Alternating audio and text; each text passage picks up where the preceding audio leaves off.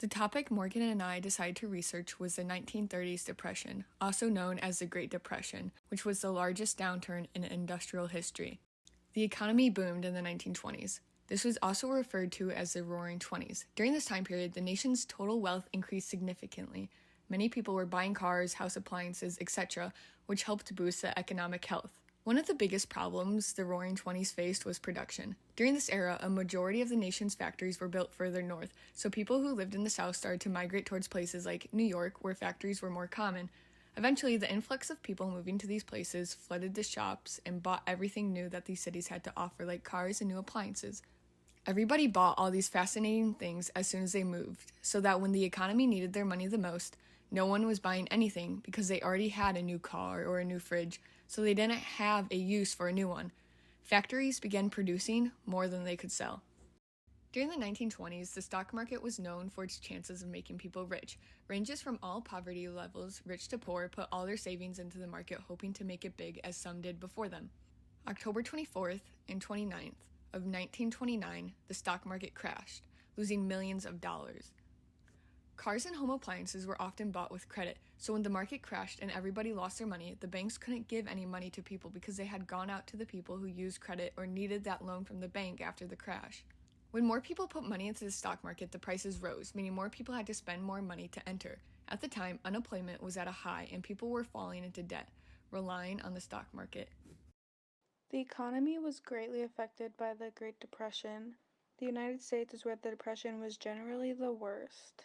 In the beginning, the economy shrank by 50%, one third of the banks failed, and unemployment rose to 25%. International trade was also went down by 65% and deflation went up 10%. There was many farmers that went homeless and weren't able to produce anything because prices of products and not being able to find work. The stock market lost 90% of its value, and it took the stock market about 25 years to recover. There were many falling prices all over the place, which led to firms going into bankruptcy. Due to the fact that many economies worsened, trade barriers were erected. A current event we all know too well was the year of 2020 and the coronavirus, which we're still living through. School, work, and stores were all shut down to the global pandemic, which sent the economy spiraling. Much like the 1930s depression, we had trouble with production, and still do today, although our issues are on opposite sides of the scale. In the 1930s, they seemed to produce too much that it wasn't selling, but in 2020, producers couldn't produce products fast enough to keep them on the shelves, toilet paper being one of the biggest examples. Once March hit, when everything went into lockdown, the stock market fell 12 to 13%. This drop was so huge, the New York Stock Exchange actually suspended trading for a few days. From February to March, the Dow lost 37% of its value. Over 20 million jobs were lost due to the lockdown, and when things started to get a little better and the lockdowns were lifted, people tried to get back to work. The only problem with this was businesses were unable to hire quick enough. To keep up with the unemployment, 8.3 million job openings were set in place. Other businesses, while worried about workers, were also worried they did not have enough products to avoid running out of stock. How will this affect us in the future?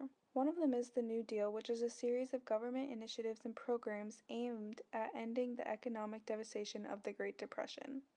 Roosevelt wanted the federal government to spend money on the economy to achieve three things: economic recovery, job creation, and investment in public works projects. So the New Deal was put into action. Today, there are still 7 New Deal acts in effect. Federal Deposit Insurance Corporation, which improved consumer confidence in the banking system by insuring deposits in Federal Reserve member banks. People lost faith in the bank's ability to save their money after losing it all in the Great Depression.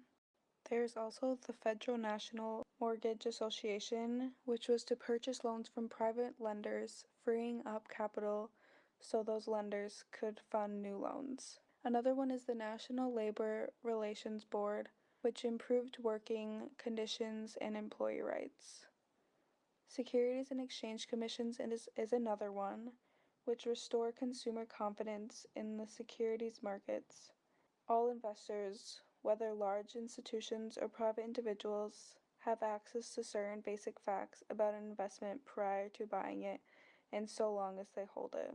There is also the Social Security which is benefits, to collect taxes on both employers and employees to fund the benefits, and to distribute those funds to beneficiaries. There is also the Soil Conservation Service, which was to study and solve the problems of the nation's eroding soil. Tennessee Valley Authority is another one, which controls the floods. It improves navigation, improves the living standards of farmers, and produces electrical power along the Tennessee River and its tributaries.